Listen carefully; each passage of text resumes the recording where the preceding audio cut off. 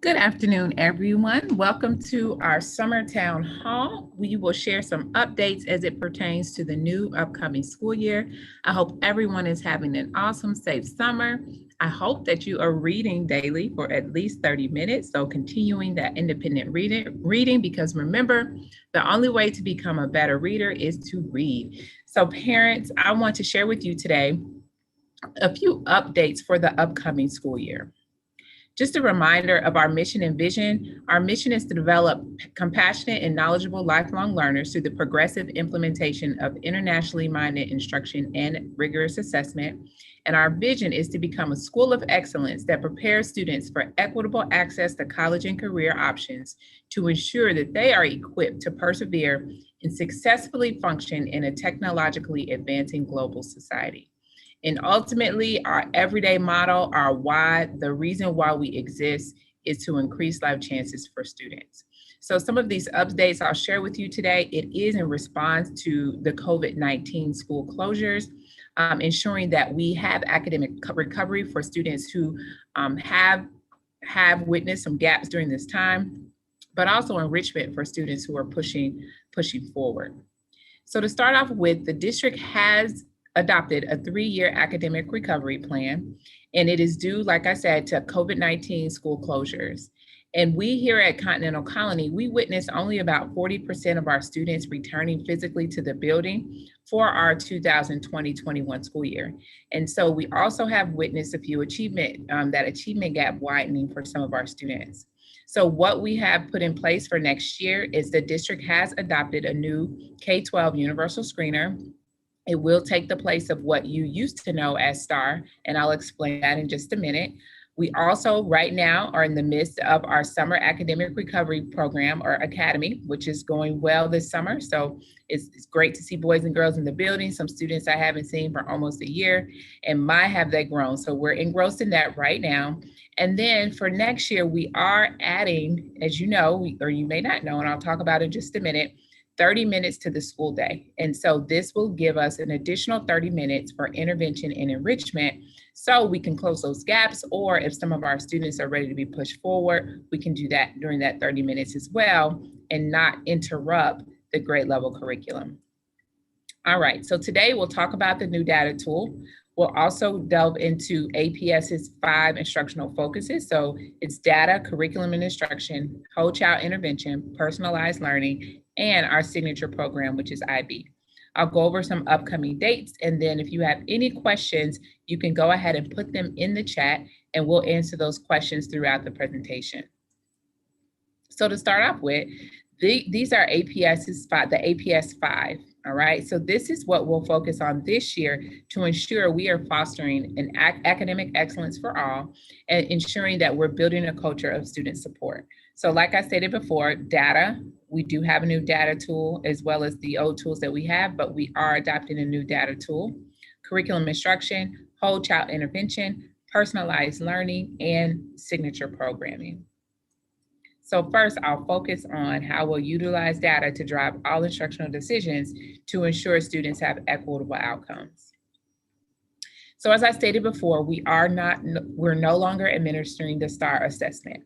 We're moving to administer the MAP assessment, which is called Measures of Academic Progress. So in short, we refer to it as MAP.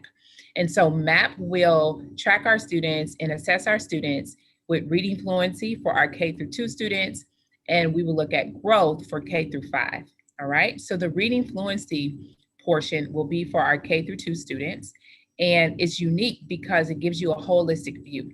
You will be able to see fluency with comprehension as well as foundational skills. It's an adaptive test, so as students are reading, it's going to adapt to what they're doing. If they're pushing through, making progress, it's going to get more difficult. If they get to the point of where they're missing words or slowing down on that fluency or missing several questions, it'll either stop where they are at that particular level, or it may drop a few levels.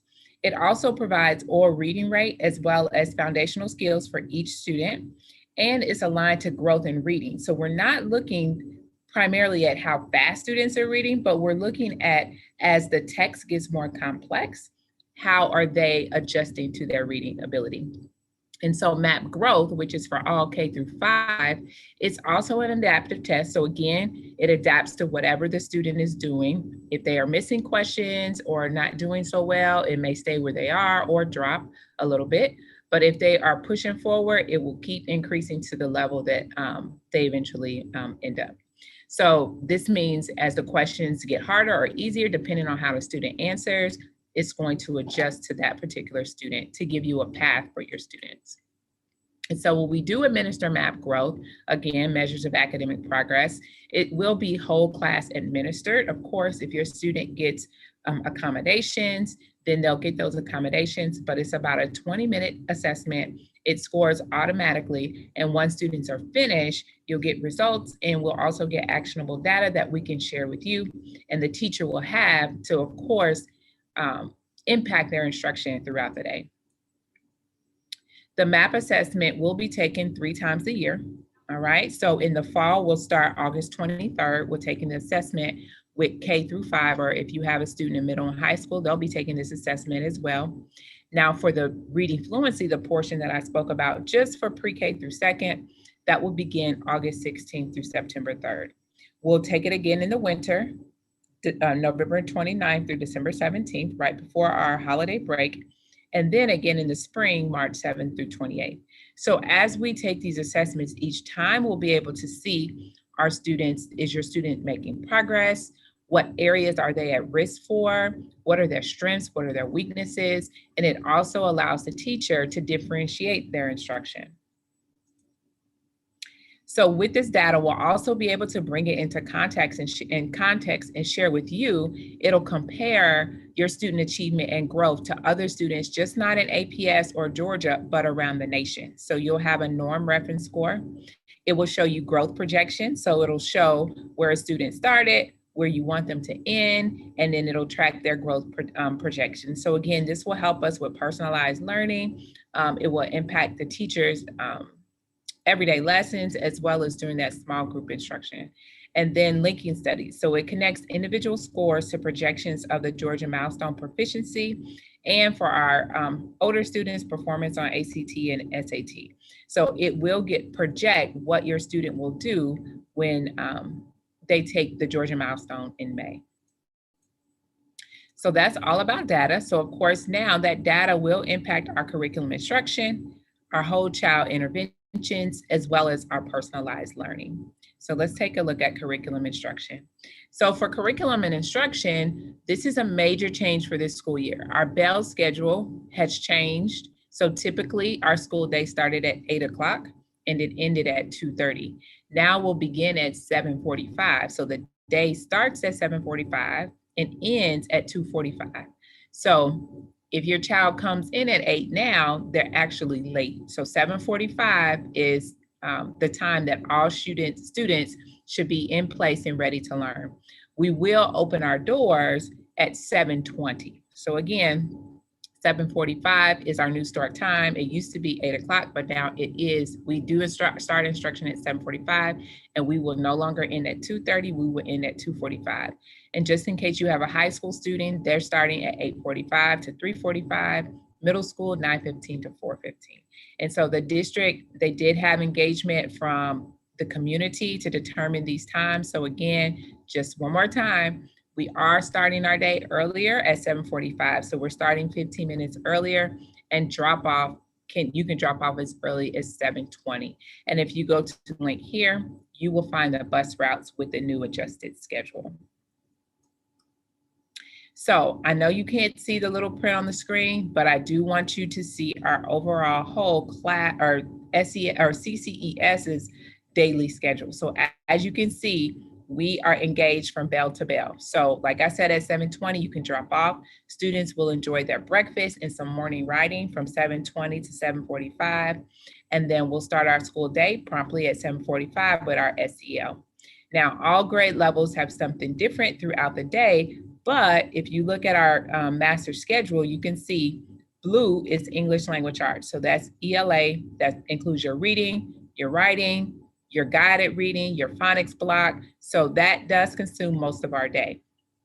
Orange is our mathematics.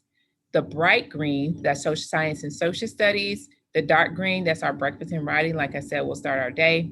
Yellow, that's the intervention block I referred to, and I'll talk about in just a minute. The pink, those grade levels, pre-K and fifth grade, they have unique schedules. So I didn't spell theirs out here. And purple is social emotional learning. And then the gray, that's our enrichment or lunch brain breaks. All right. So that's when they attend art, music, PE specials, as well as they have a little time outside for a brain break.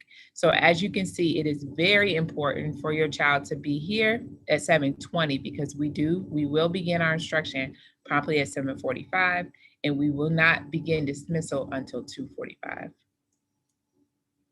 So as you know, we've added 30 minutes onto our instructional day system-wide, and so that will be the time for intervention or enrichment. So before I spoke about the MAP assessment, and the MAP assessment will help us determine what students need intervention or what students need enrichment. So if you look at the schedule on the screen, 30 minutes daily, so kindergarten through second grade, they will have their intervention programs, which will be, and I'll go in detail in just a minute. I read for reading and do the math for math. And so they will work with those programs from 8:30 until 9 o'clock.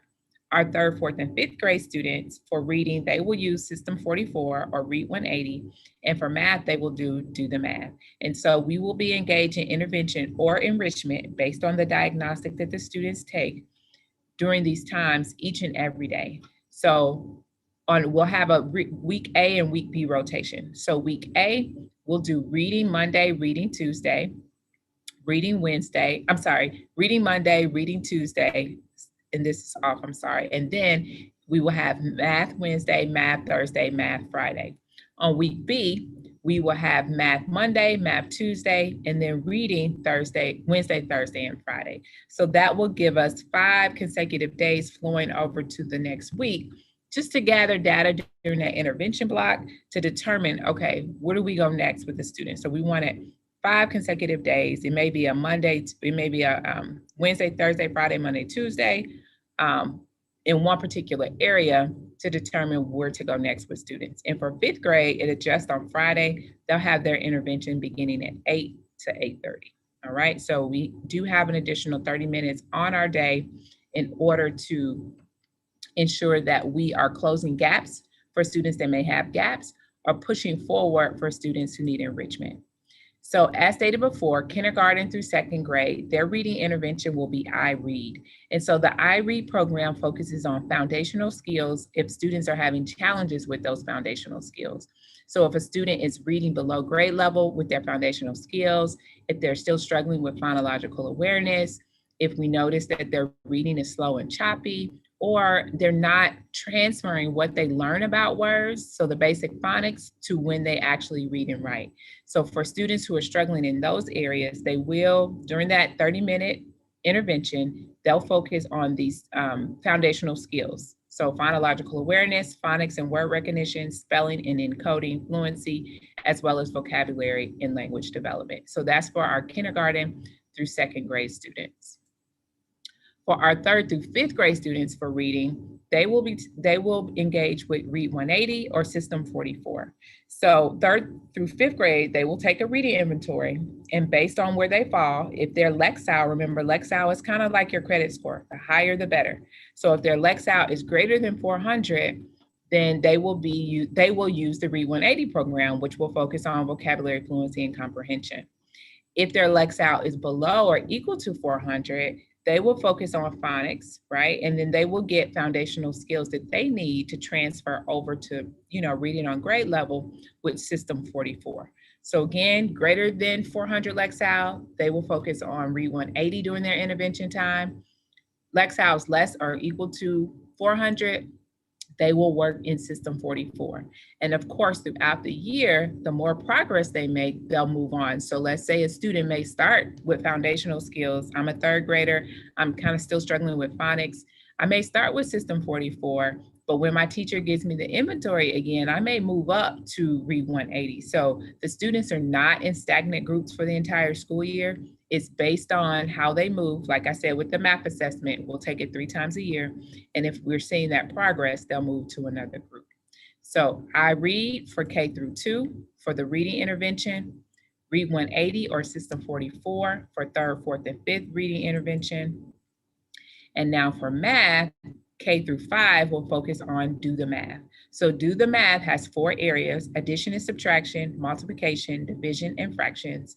And within each area, students will fall into either 3 of these modules. So they may still need conceptual understanding, so they may not have a foundational understanding of addition and subtraction, or they may just need to work on module B, which is the skills, developing those skills. Or they may need to work on module C, which is higher level application. So based on where the student falls when they take their math intervention assessment, then they will be put in a group based on what gaps they have or enrichment. Some additional enrichment activities. So if we find that a student is on grade level in reading and in math, they have their comprehension skills set and ready to go, math is fine, then they'll be put into enrichment, okay? So some of our enrichment activities will be our book club. So last year, some of your students may have participated. Our Helen Ruffin Reading Bowl participated in the district Helen Ruffin Reading Bowl. And so we'll start a book club with students that will like to be a part of the Helen Ruffin Reading Bowl. You have to be in third, fourth, or fifth grade. And this is our book list. So we'll start a book club where those students are actually reading those books, having discussions, so they are prepared for the district bowl in January.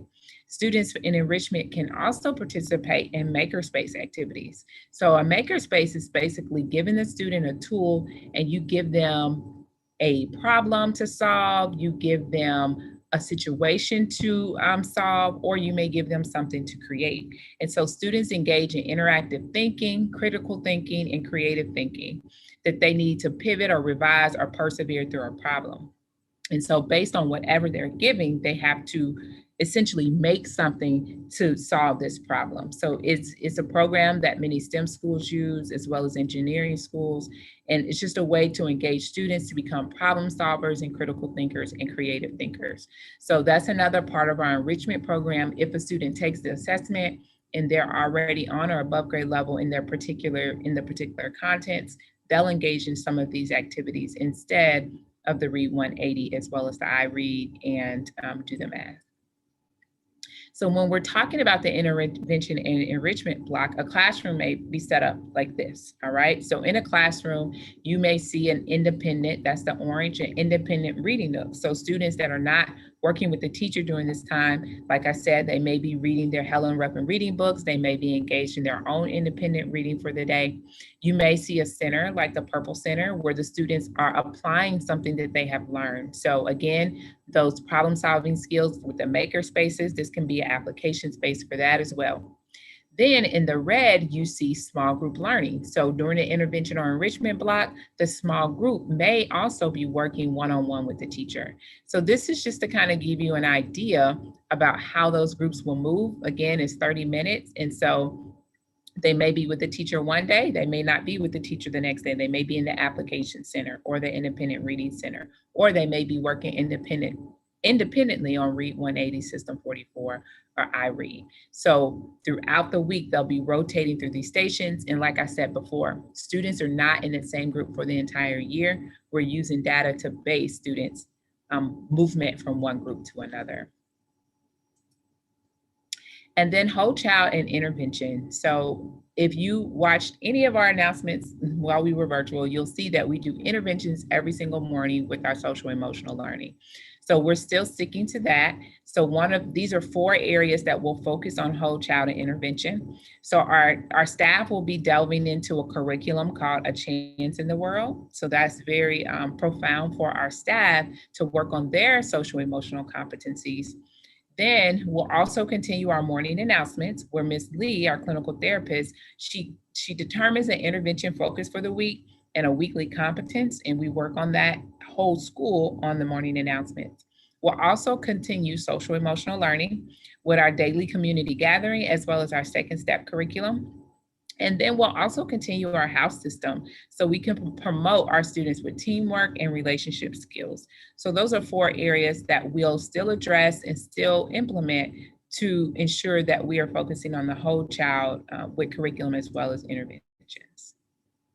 And the last APS 5 is signature programming. And so, as you know, we are striving to be an IB school. So, if you look at our entire cluster, you'll see Continental Colony is the fourth school down. And so, we're all the way in FY22, actually. So, I'm happy to announce that last year, FY21, we did have our, which is the programming, I'm sorry, the purple circle is our verification visit.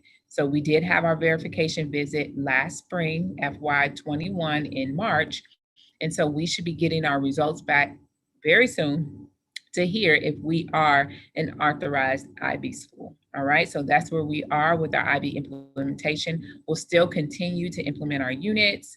Many of you were monstermental in that verification visit. You met what you were able to meet with the consultants and talk to the consultants about things that we're doing. So we are continuing to strive to be an authorized IB school. And so hopefully by the fall, we will hear if we have been authorized or not. So that's where we are. And so last but not least, just a few upcoming dates. Again, we start school, well, first, open house. Open house is August 4th.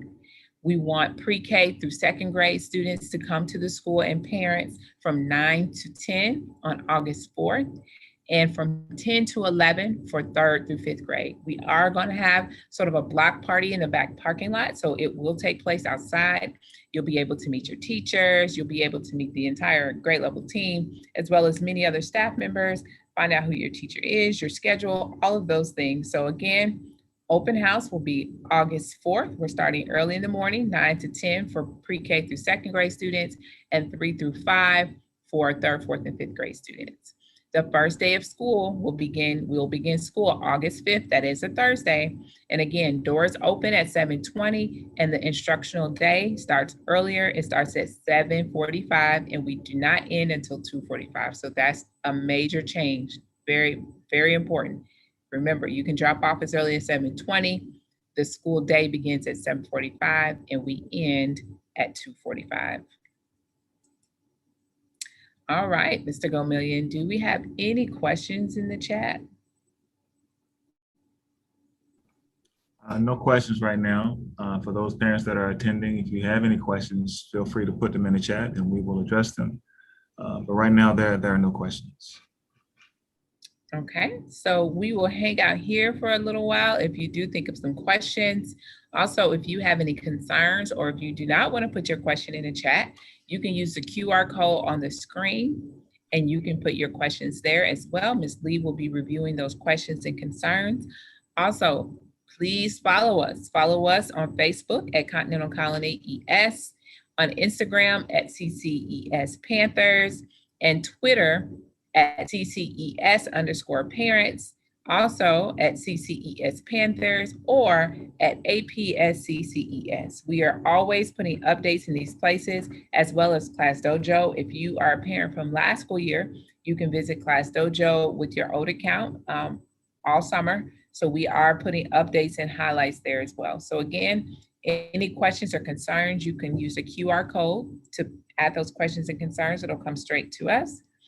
And follow us on all of our social media sites.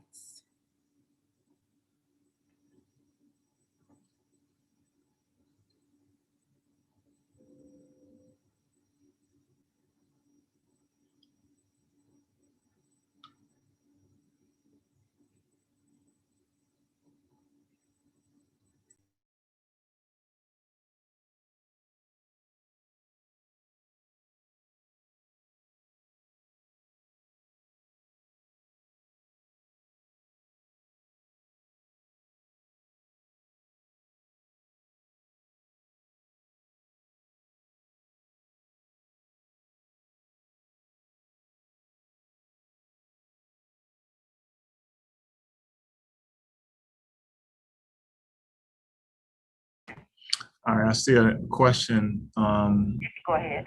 that asks, will snacks be provided? I'm not exactly sure in what context they mean that. I'm assuming that they mean that since the day is going to be extended for an extra 30 minutes, will snacks be provided? Kindergarten. All right. Snacks will not be provided by the school, but you are welcome to send snacks with your student. And we can, make sure our teachers kind of put that in the schedule, a time for snack, but they will not be provided by the school. But if you want to send snacks with your child, you can definitely do so.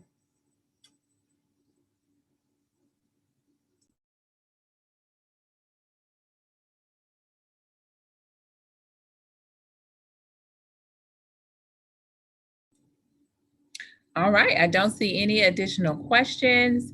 Again, if you have any questions or concerns, please scan the QR code and add them there. Also, follow us on all of our social media handles for updates as well as Class Dojo. We are so excited to welcome all of our boys and girls back this upcoming school year. Again, I did not mention that, but I want to mention that we are all face-to-face. If you would like your child to attend virtually, your child will have to attend the Atlanta Virtual Academy Junior. So again, we are not offering virtual options this school year. All of our students will be face-to-face in elementary school. But if you still would like your child to attend virtually, they will have to attend Atlanta Virtual Academy. And that is separate from Continental Colony, but we do still communicate with the Virtual Academy, but that is a separate institution. So again, we will all be virtual, and we will see you bright and early on August 4th for open house. Remember, pre-K through second grade students at 9 o'clock and third, fourth, and fifth grade students at 3 o'clock. I'm sorry, not 3 o'clock, 10 o'clock to 11 o'clock. And again, we start school early, 30 minutes early. We start our school day at 7:45, and you can drop off as early as 7:20. Have an awesome evening, and I hope you have a wonderful rest of the summer.